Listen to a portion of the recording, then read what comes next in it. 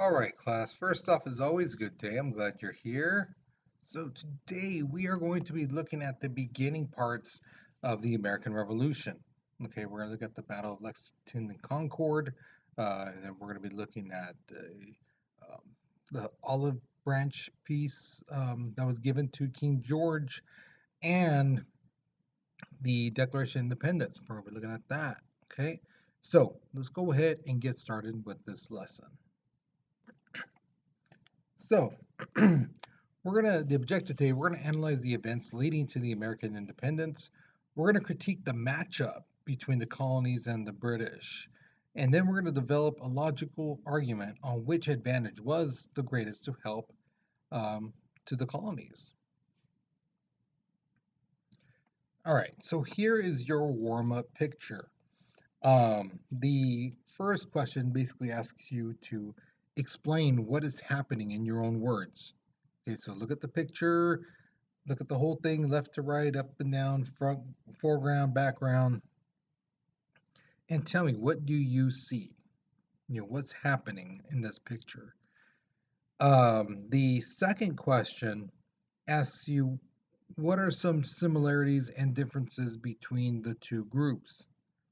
Okay, now the worksheet you have, it's kind of hard to see because it's basically black, white, and all the shades of gray. So it's really hard to see. So really focus on this picture. And I do hope you have a large computer, large screen, tablet,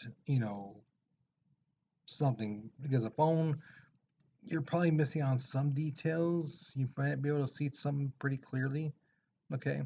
So go ahead, answer those two questions. Pause the video if you're still responding because we're moving on in three, two, one. All right, so the town of Concord was the first town to have Minutemen. Okay, now one of the big misconceptions that people have is that every colonist here in the Americas favored independence, that everyone was waving the flag saying we should be independent from England, we should be independent, we should be our own country. And that's not the case. Really is not the case. That could be farther from the truth. There were some people who felt that maybe, you know what, I don't want to get into it. I think whether independent or we're subjects to the crown, I'm cool with, you know. Some people just did not care. Then there were some people who felt that no, we should be loyal to the crown. We gave them our word. That's we had an agreement with them, so we need to stick with them. Okay. Now, there were some strong following in certain states that felt, hey, we should be independent. Where a majority of the people felt we should be independent. Those would be like the New England colonies and Virginia. So Massachusetts, Vermont, Connecticut, things like that. Those states really felt that we should be independent. Then there were some states who, majority of the people strongly felt that we should be loyalists. We should still stick with um, the crown. And those states were like Georgia, North Carolina, South Carolina, and believe it or not, even New York. Now, again, I know New York now has the perception of being all American, things like that. Um, and if you even talk to a New Yorker and you told them, which side do you think your state favored, to be independent or to be loyalist, chances are they'd be like, oh yeah, we'd be total like independent. Yeah, we should be total patriots, and that's not the case. Okay. Now, in the last video, we talked about the Boston Tea Party, and one of the things I told you was in the provisions of the Coercive Act was to make this guy Thomas Gage the mayor of Boston. So he is there, and he hears word that there is guns and ammunition stored in this place called Concord. And this is for the rebels to have guns and ammunition so they could fight against the British So he decides, you know what? We're going to get rid of that.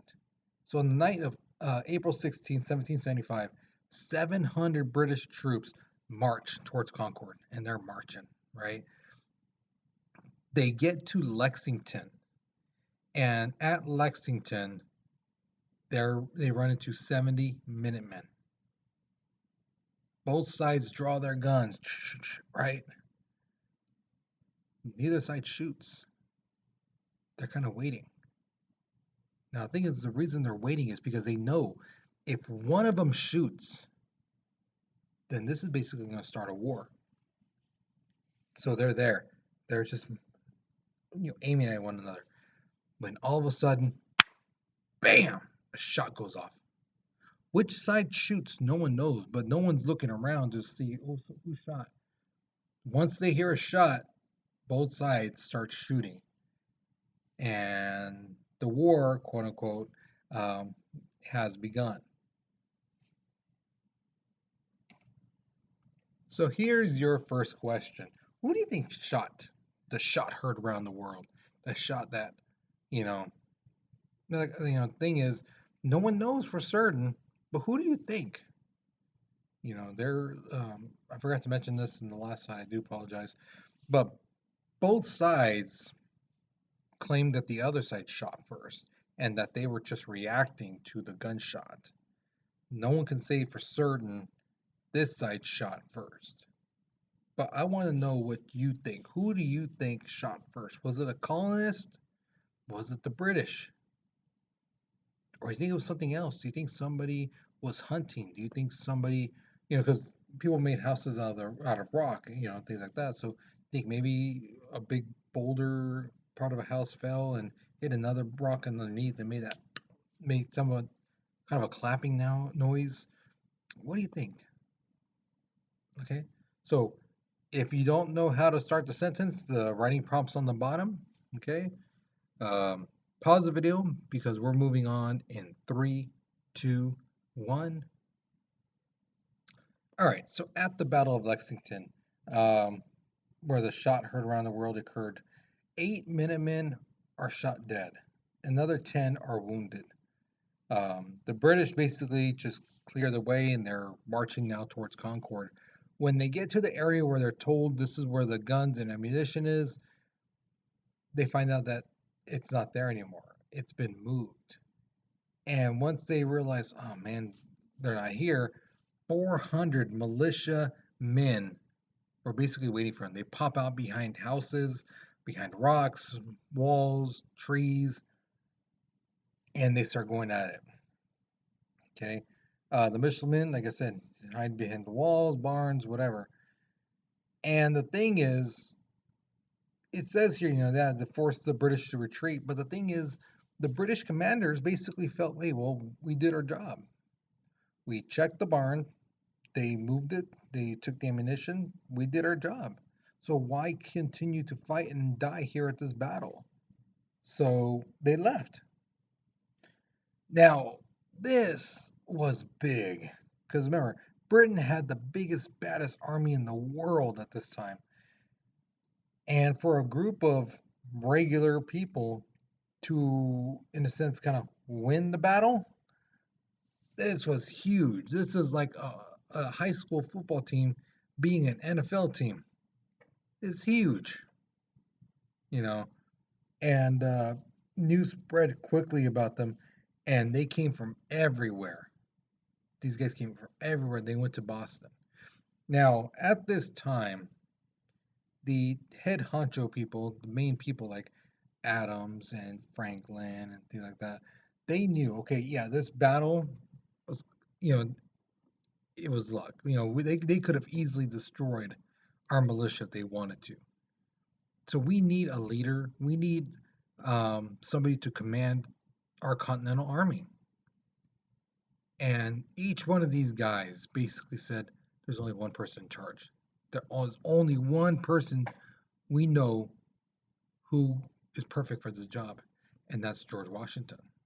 George Washington was a soldier under the British Army, but now he had more of a patriotic point of view. And they were like, yeah, he's our man. He was a good, really good commander. So they figured he's the man for us. So because of Washington and who he was, he showed leadership qualities that people liked. My question to you is this: what qualities do you think a leader should have? And why do you believe this? Okay, so I gave you a list of kind of qualities and traits that most leaders should have or need to have in one way or another. You're just picking five. What are five characteristics, five qualities, if you want to call them that you personally believe a leader should have? Now, the thing that's in the words in brown, those are a simpler version of what the word means, like integrity, innovative, active listener. Those in brown gives you a little simpler understanding of what those words mean. Okay, so go ahead, put your response down. Remember, pick five qualities, and then why do you believe those were the best? Okay, so pause the video because we're moving on in three, two, one. All right, so now we come to the Battle of Bunker Hill. This battle was intense. Okay, so on this hill, on top, is the militia. They have their guns and ammunition all set up, ready to go. The British start climbing the hill. Now, one of the advantages of being on a hill is that you can see downward, you can see around you and stuff like that. So the militia was shooting, bam, bam, bam. They're shooting their guns, and the British are falling. They're dying, but still they keep coming. So they start shooting, bam, bam, bam, and then the British almost run out of soldiers, so they bring out more. Start marching up the hill. They're marching, marching. Dude next to him gets shot. Dude keeps marching.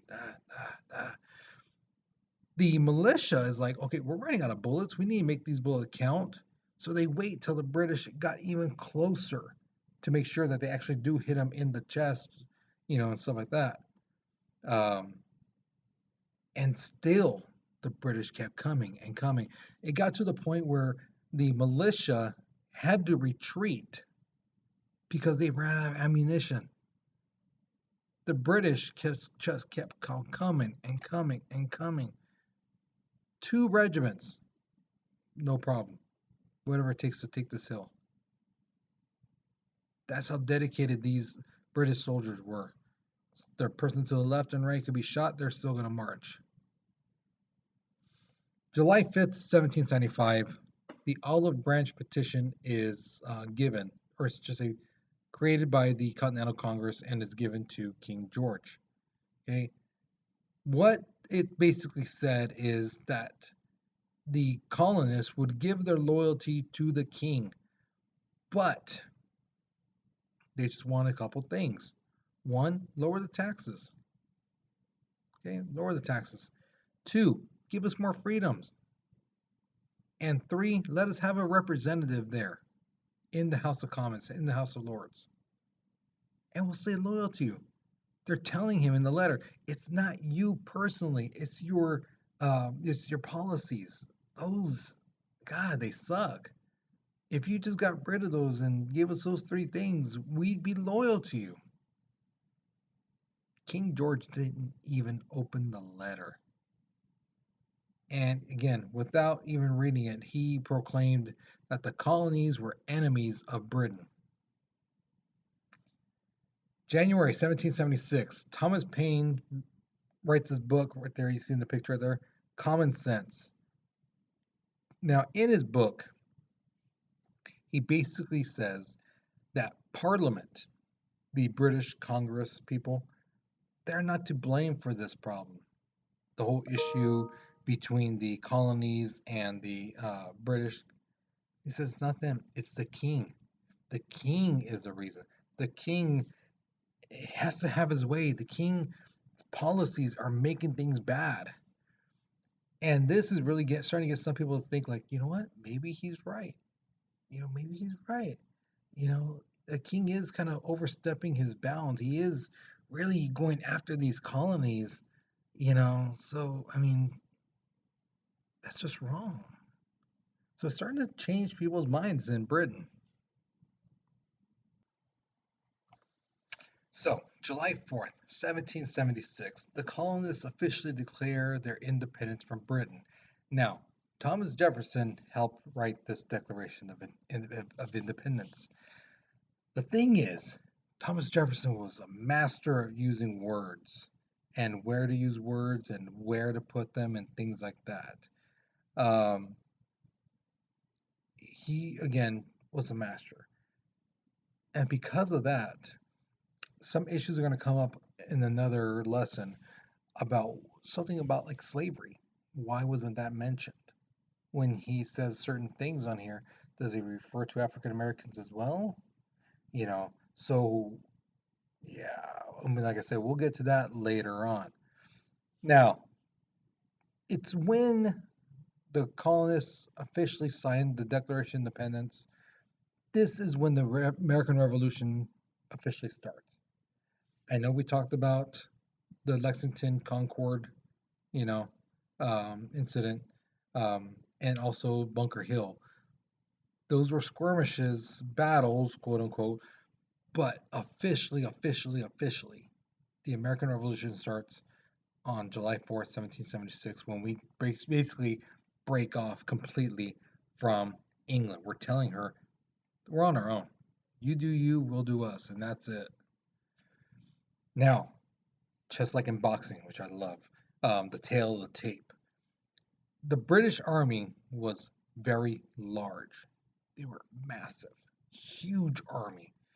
They were well funded, meaning they had money. They could buy the newest weapons and biggest guns and things like that, cannons, and you know, pay their soldiers and get horses and stuff like that. They were also very disciplined. So, like I said in Bunker Hill, when the person next to him got shot and the other person next to him got shot, they just kept marching. They didn't like, oh my God, I'm gonna be next, and run away. No, they kept marching. The last thing was they were very experienced. Even a young soldier, like at say 22, even at 22, they would be experienced in war. If not in the colonies, elsewhere around the world.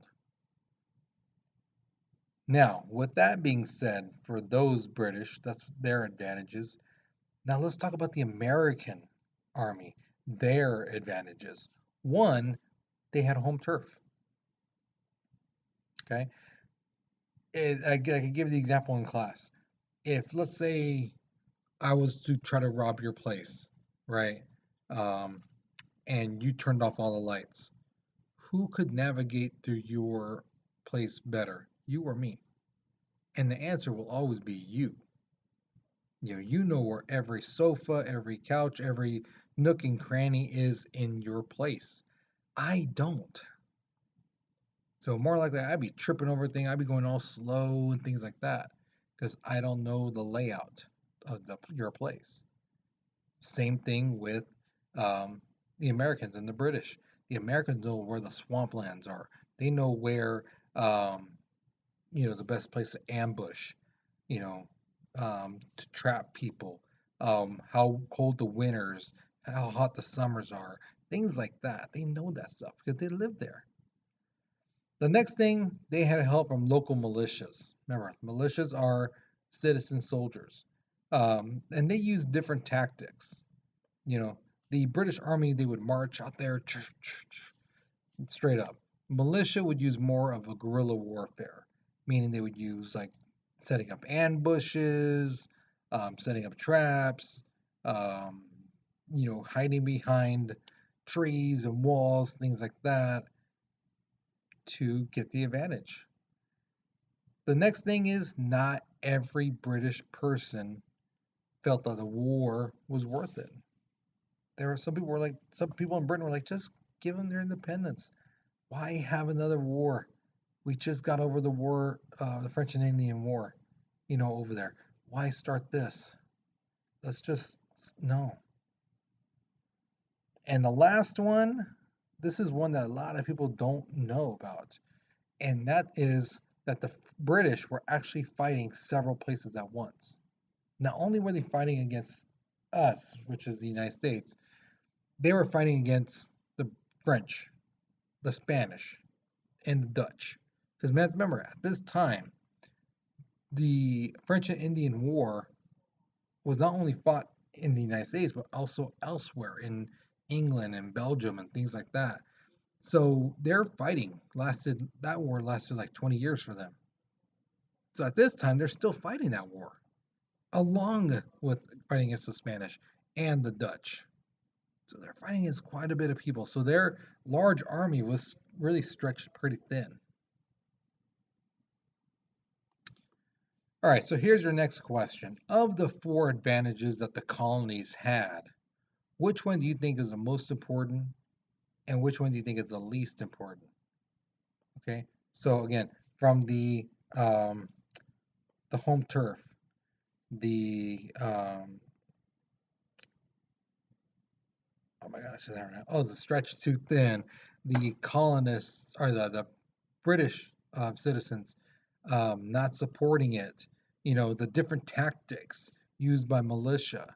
Which one do you think is the most important and which one do you think is the least important? Okay, so there's the writing prompts for both. So go ahead, write your responses, but we're moving on in three, two, one. All right, so I thought I had an extra ticket, but I don't apparently. So that's it for this class. Hopefully you learned something new. Hopefully you enjoyed it, guys. Um, if you were not here in class for this one, obviously you're watching this, you probably weren't there. Hopefully you come to this next class, so you can find out what happens next in the whole American Revolution, story. Uh, be sure, again, if you are doing home study, that you are getting those vocab done. Okay, so you guys, you take care, you be safe, and I'll see you guys later. All right.